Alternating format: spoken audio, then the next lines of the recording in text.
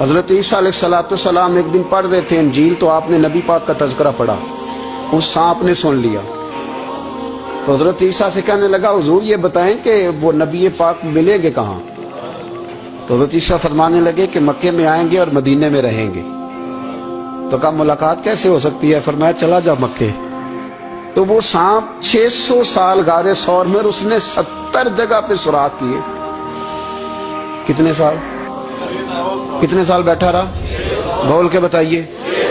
آپ 6 گھنٹے بیٹھ کے دکھائیں، سوال ہی نہیں پیدا ہوتا۔ ہم بڑے کمزور ہو گئے، ہمارے لیے معاملہ بڑا اور طرح کا ہے۔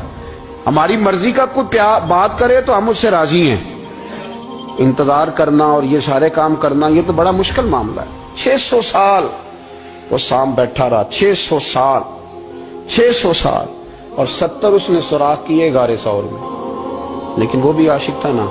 اور یہاں معاملہ یہ تھا کہ ابوبکر صدیق دعا مانگ کے گئے تھے کہ میں نے کسی کو موقع نہیں دینا، ایک میں ہوں گا، دوسرا میرا یار ہوگا۔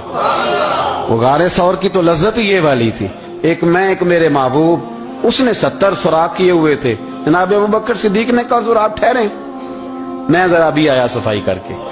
تو نبی کریم علیہ السلام رکے تو حضرت ابوبکر صدیق نے کہیں پگڑی پھاڑ کے رکھی، کہیں چادر پھاڑ کے رکھی، اتنے سوراخ بند کیے تو جو ایک رہ گیا وہاں ایڑی رکھ دی۔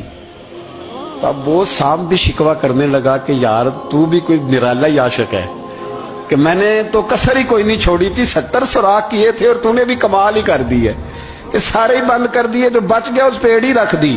اس نے پتہ نہیں کتنے ڈنگ مارے۔ سانپ کا جب ڈنگ لگتا ہے تو وجود میں بہت زیادہ گرمی پیدا ہوتی، گرمی۔ حضرت ابوبکر صدیق کے بارے میں ہمارے شارحین نے لکھا روئے نہیں، وجود اتنا گرم ہوا کہ آنسو ٹپک پڑے۔ نبی کریم صلی اللہ علیہ وسلم نے فرمایا ہٹا نہ ذرا پیر، پھر انہوں نے ہٹایا تو میرے مصطفیٰ میں لعاب دہن لگایا۔